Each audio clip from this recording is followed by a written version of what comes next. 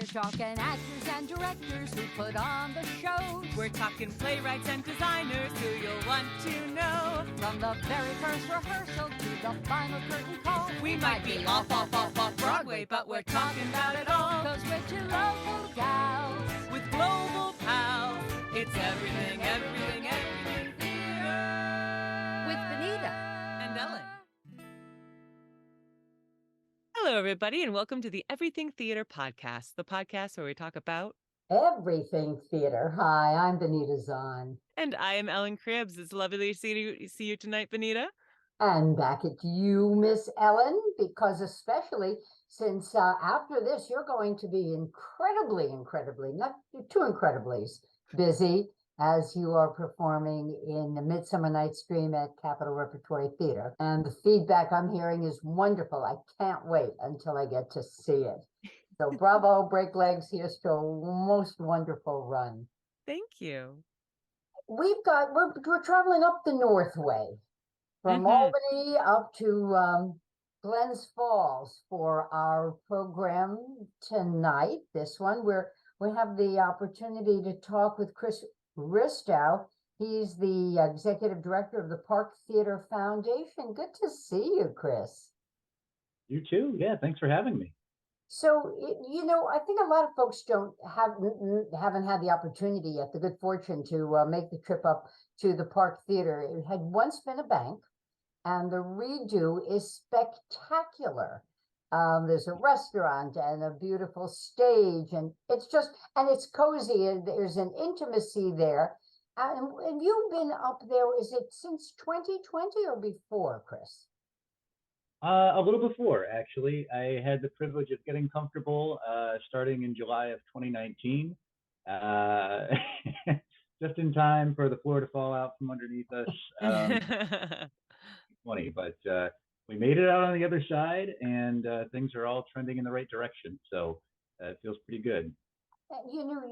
It's both performance space and also there's you recently have launched a program to bring music and theater into the community, into schools, to really jazz up kids, maybe a pun intended, and entice them to appreciate and become immersed in the world of theater.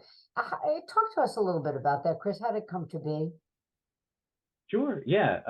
So obviously 2020 was a pretty slow year for us. And coming out of, the pandemic, our programming really, it was still in question. So we brought some of our music out into the Crandall Park Band Shell, which is a public park. We did some free concerts there. So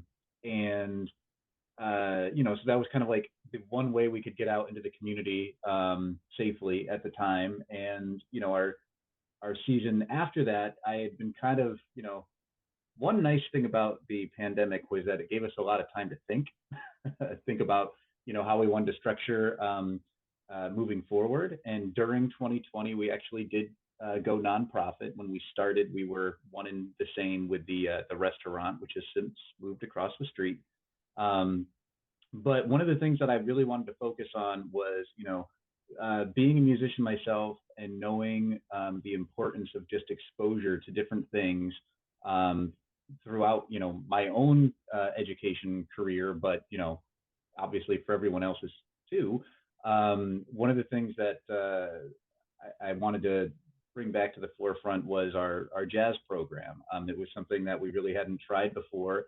And we figured if we made it regular and we stuck to it, we'd build an audience. And so we came up with a third Thursday jazz program, kind of serendipitously, because I made a call looking for a drum set to Parkway Music, which is closer down to you guys.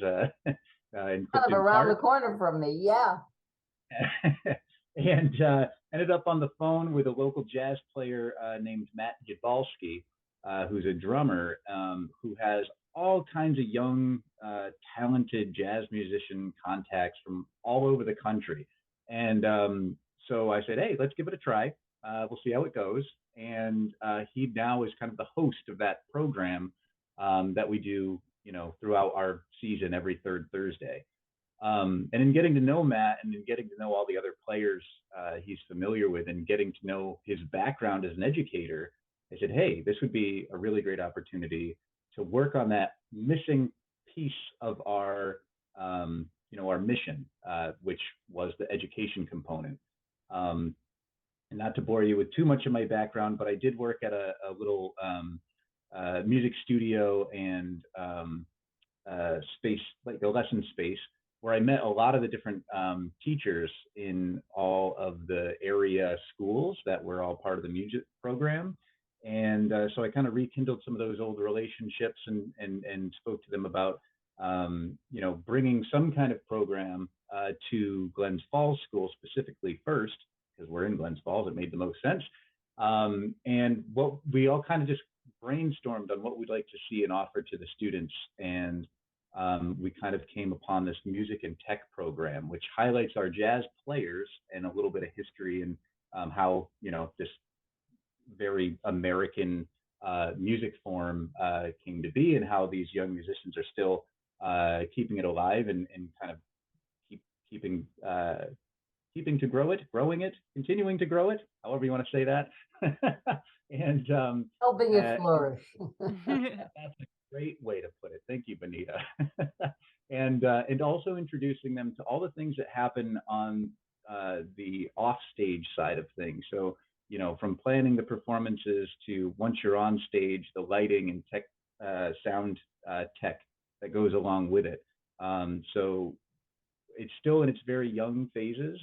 We had one session at the school, and we're looking forward to welcoming a group of high schoolers to the theater to kind of take an even deeper dive into what we do there on April 28th, next Friday already.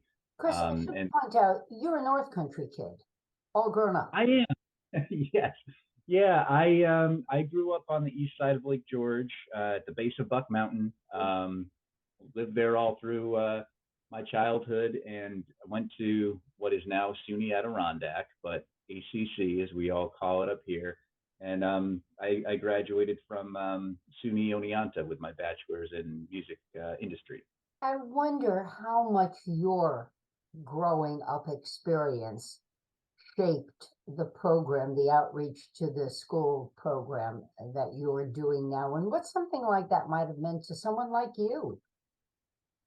Yeah, I mean, I was always a bit of a music nerd. I was always looking for like all of the weird music that no one else listened to. I was always trying to play a little bit of everything. And my teacher at Lake George, Greg Mason, who I know a lot of folks like absolutely love and will talk about how inspiring a person he was as a teacher. He kind of saw in me this spark, and he said, like let's keep that going. And he introduced me to jazz music at a young age. He introduced me to the program Band in a Box, where you could, kind of throw a bunch of, chords on a chart, and it would kind of play through it in the background, so you could practice at home to music that you essentially composed on your own. He had me conduct. He had me learn trumpet and trombone, and by the time I left high school, I at least could take a stab at probably every instrument that was in a concert band, and had a little bit of this tech side to it too. But he brought me out and to play and kind of embarrass myself at a lot of little jazz shows locally. And he had me play with the symphony down in Albany. He had me play in the pit at Schuylerville community theater program. He would always kind of open the door to all of these opportunities just to find the thing that stuck. And to me, it was kind of everything. I kind of latched on to a little bit of everything and never really found what really motivated me and what was really the right space for me, I think, until now. I tried the recording thing for a little while, realized I didn't have the patience for that. And when the opportunity came up here at the Park Theater, they said, yeah, like let's try that thing now, and it's just been really great. I mean, I have loved every little bit of it getting started, and I'm looking forward to continuing to grow the programming and the education thing. I hope, like, if one other person feels the same way that I do about it now, then I'm going to call it a success. And so bringing this program in, this is a relatively new education program, and it's adding on to your mission of enhancing the quality of life in the Glens Falls community by providing a venue for quality and affordable entertainment and educational opportunities in the performing arts. And if you go to the website, it really is. You have a smorgasbord of stuff. I mean, the community is the key word there. Tell us a little bit about, on a monthly basis, what we can find at the park. What's going on. Yeah, so I kind of mentioned that the Third Thursday Jazz program is pretty obviously on the third Thursday. We try to keep things pretty regular, so you kind of know what you're getting into any time of each month. So the first weekend of the month, we have a tribute band, Rewind, we call it, and that spans everything. We just had a Neil Young tribute. We've got a Johnny Cash tribute coming up in May. We've had everything from Lynyrd Skynyrd to Elton John in the past. And the final Friday of each month, we host a Comedy After Dark. So comedy shows, and our live and local is really kind of focusing on up and coming original music of all genres. And kind of a spin off of that has actually been this songwriter showcase that we kicked off back in February, where we have 4 songwriters that participate kind of in the round. They each kind of tell a story, play a song, and then they almost develop their own theme as they play, which has been really cool. So we're looking to continue that. And then our flagship program is really the Park Presents, where we have regional and nationally and internationally touring artists come and grace our stage. And that one's a little more sporadic, only because we're kind of latching on to some folks that we can't really be the anchor dates for, but are always on the way, through the Glens Falls Capital District area, heading to your higher ground in Vermont, or up to Montreal, or over to New York City, or where have you.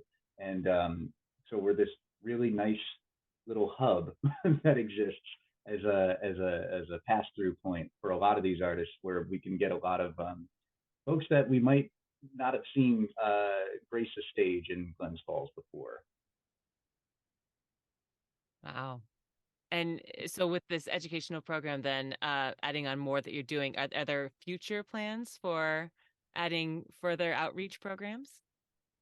Yeah, so we're really kind of treating, we're thankful that we actually had a couple of funders come on to completely fund these 2 programs. So we're doing one with Glens Falls that I kind of outlined already, where it's basically 5 sessions looking at music and tech, with kind of a broad spectrum of students, everybody from middle school to high school. And because I'm a Lake George graduate, I approached Lake George also, and I should mention too, the funders being Glens Falls Foundation for the Glens Falls specific program, and the Charles R. Wood Foundation for the Lake George program. And it's still in its planning phases to head up to Lake George, but the idea is that they actually have a small group of students that are already doing a lot of the production work on open mic nights and their own plays and that kind of thing at the school. But what we wanted to do is kind of introduce them to a completely different venue, a brand new renovated venue with kind of industry standard technology from our lighting system and sound system, and hopefully have the students up on the stage and behind the scenes running an entire show and kind of training them along the way.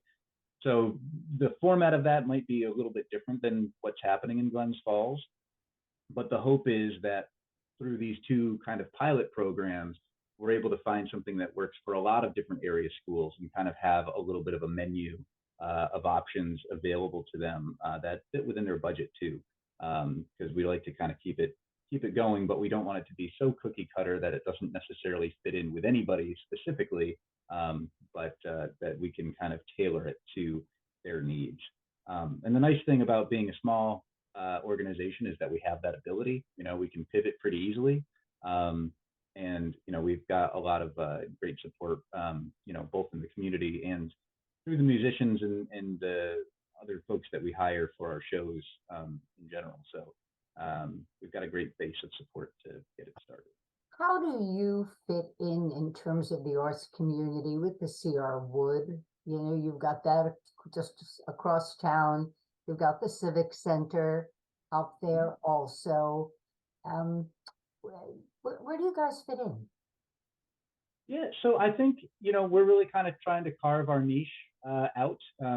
We don't do a lot of theatrical performances, though we do kind of rent out or host private events or that kind of thing that do feature some sort of dinner theater or, a local community theater thing. But we'll have to have you up to the theater at some point. I feel like, Benita, you were just there for the Adirondack Theater Festival. Yep, I co-emceed that. It was, yes. you packed them in. It was wonderful. And I'm going to give a little shout out. I believe, the second act. Jerry Gretzinger, my former co-anchor at News Channel 13 on the 4 o'clock news, and we were the singing anchors. And we performed a show there with Jay Kerr. And again, I believe we were the second show. Wow. That performed there. It was lovely. The acoustics were nice, and it's if you haven't been up there, and I said at the outset, there's a coziness about it without being small. You get what, about 180 seats in there? Yeah, so seating wise, if we pack the house and do just standard rows, we can do about 230. Standing room only is about 298. I haven't seen the second one yet, but I'm looking forward to the day. But yeah, most of the shows, and the nice thing too, if I kind of insinuated it, but we're an open floor plan venue. So we do everything from, for St. Patrick's Day and for New Year's Eve, we typically do a special show that includes a prefix dinner provided by, the Old Docks Restaurant, the new Park and Delm. So we'll seat anywhere between 88 and 96 folks, for a full 3-course meal, drinks and everything, table service during a show. Two, we with the comedy shows without the food service, we're more in the 130 range, and that's all cocktail style seating, and it can kind of be situated for different size groups because, again, open floor plan. To when we hosted the Gibson Brothers, which are kind of like a local bluegrass band that has really just taken off. We hosted them in February, and that was a full show. I mean, we had 230 seats. We had to, move the bar into the tiniest little corner possible so that we could still serve from there. But it was just, a packed house, and it's always great to see that no matter how we're set up, we always like it to feel full, whether it's, for a local group that's just getting its start or for one of the larger acts that we have coming through and touring with us. So it's always, like you said, it's a cozy vibe that we go for. And we always want to make the folks on stage feel like whether they're drawing 25 or 250 folks that, they really pack the house, Chris, now that you're really, your roadmap is more music than theater. When the facility first opened, they thought theater, and it struggled. And, a lot of folks questioned if you'd be able to keep the doors open and who were you, what were you, where were you headed, right? Yeah. Is it now that this, with the focus on music and those who are touring also, but more music forward is really where the future lies for the Park Theater and its survival? Yeah, I guess the way that I'm kind of approaching it is to say, this is what I know, right? Like I know music. I love original music. Like I said, I get bored easily. I'm always looking for the next thing. And my feeling is that whether you've heard of the acts that are on our stage or you're just looking for something to do on a Friday night and you give us a chance, you won't be disappointed.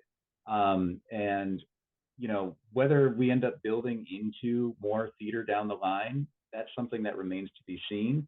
But what I've been really kind of honing in on is those series that I mentioned, which are primarily music. And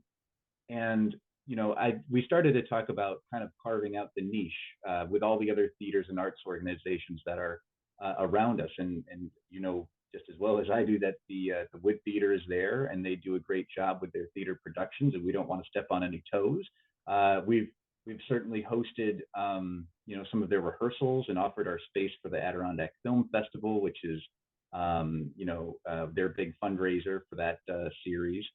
And we've got our neighbors over at the Strand. I took classes with Jonathan Newell back in the day at ACC, and love what they're doing over there. And they tend to bring in, they also have a great local following, and they have a lot of the tribute acts that are there, which we know draw really well. But we do them once a month. So our focus is really just trying to bring those original acts in there and cultivate a lot of the local musicians that are just getting their feet underneath them. And the groups that have kind of the initial theater bug, right? Like we had the newly formed All Abilities Upstate, which is a new theater company that was launched by Andy O'Rourke that is now, I guess they're taking residency at the Wood Theater, but it was something where they had their first fundraiser with us, showing a video or a movie that was produced and acted in by folks with disabilities. And so that was an amazing thing to be a part of. And and to see them go on to the place that does theater is like kind of the perfect thing. Like we're allowing folks to experiment with what we have to offer with a venue with a lot of things that we can run a show with just me, which I don't love doing all the time, but we have the capabilities technologically to host a wide variety of different types of performances. You get to be a little bit of an incubator. Yeah, I think that's a great word to describe what we're trying to do here. And like I said, the music I'm partial to, but I am open to darn near anything else too. To also point out, Andy was a guest of ours a while back when he was getting his the project going, and looking. Actually, he had a vision, and he's making it happen. And it was exciting to talk with him about that journey, and it's exciting to know that you folks are part of that as well. And, I wonder also, do you have any plans to partner with any of the other local theaters? You said you've offered space, but to perhaps partner, open your doors even wider to them, have them pick up some of the work that's being done at the theater that you've helmed? Yeah, so it's actually kind of funny because we haven't quite gotten there yet. We've had a lot of interest in trying to partner with a lot of other organizations, from like the Siegel Music Colony to Opera Saratoga, to do some things in the summertime when we are typically dark at the theater. We have a lot of rental events with the for-profit catering arm. And when the weather is nice, people eye the patio and they say, hey, this would be a great spot for a wedding and a reception. And I can't get in the way of that. That's why I take off and I do our summer concerts during the summertime. But that whole offering is expanding all the time. And we have hosted in the past the Summerland Music Society, which used to have its home, maybe still has its home at the Crandall Library at this point. But we hosted a benefit for Ukraine with them. We did silent movie and live piano performances with them. We hosted a chamber group with them. And before the Lake George Music Festival kind of found their own home at the about to open or maybe just opened Carriage House up at the Fort William Henry.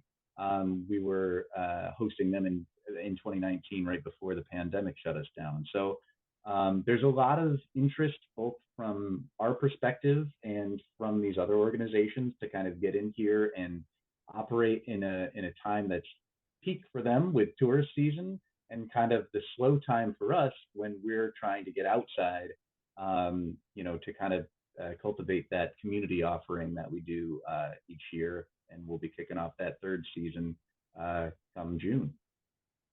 Yeah, I was gonna say, speaking of summer, when we're recording this, this is our first week of 80-degree weather. And I don't know about you, Benita, but I was thinking I am ready to go sit out on a park, listen to some good music.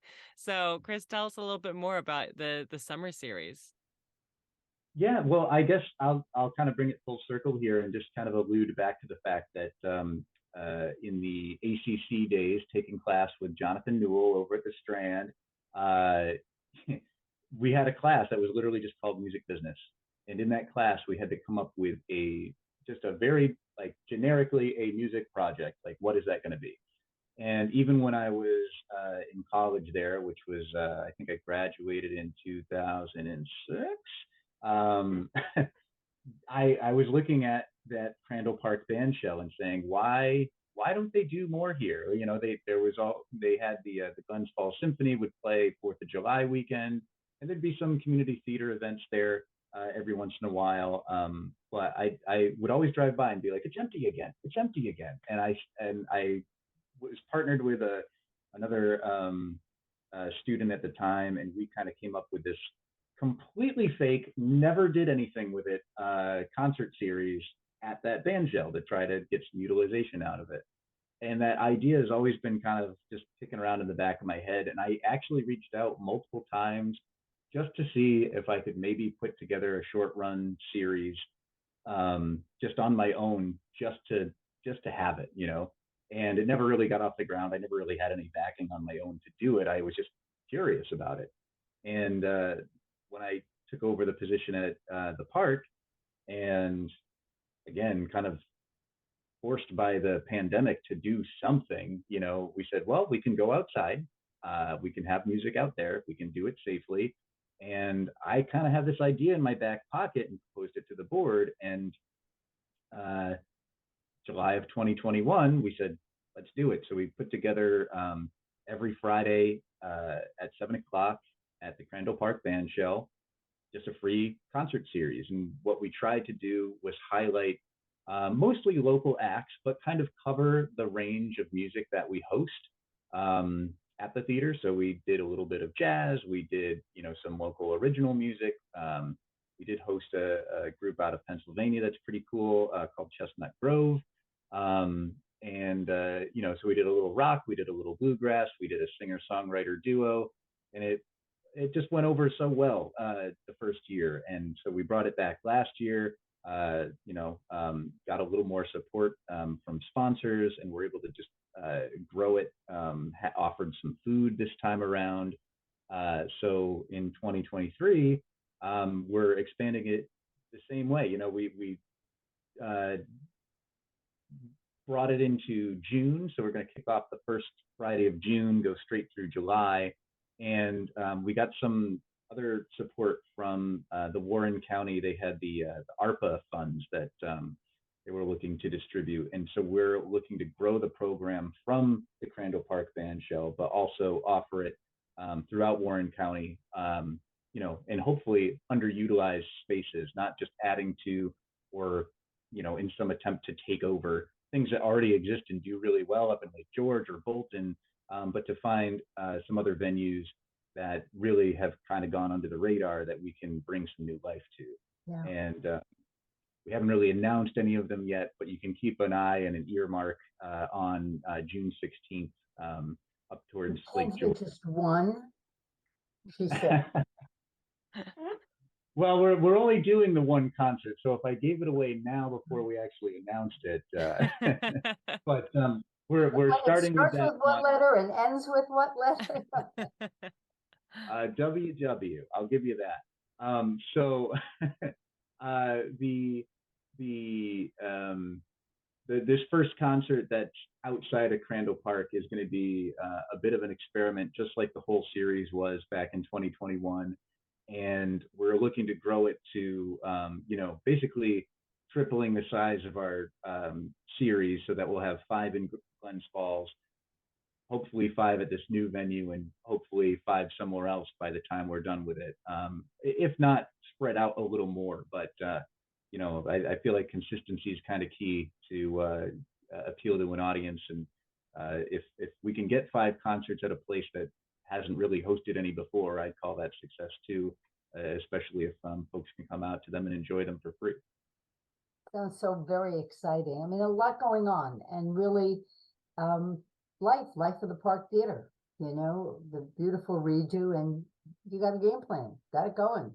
Keep it going. I'm trying. Well, Chris Ristow at the Park Theater, thank you so very much. Really, here's to a wonderful upcoming season and season and season. Thank you so much, Benita. I really appreciate it. Ellen, too. Thank you so much for having me.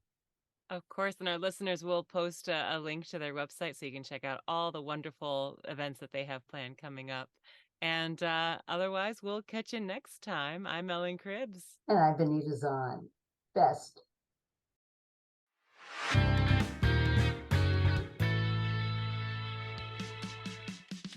Thank you so much for listening to the Everything Theater podcast. Special thanks goes out to Alice Grinling for our photography and Justin Friello for composing our amazing theme song. Please remember to subscribe to our podcast and follow us on Facebook, Twitter, and Instagram. If you want to share your thoughts or what's going on in your theater community, you can reach out to us on social media or through our email at everythingtheaterpodcast@gmail.com. Till next time, it's everything, everything, everything.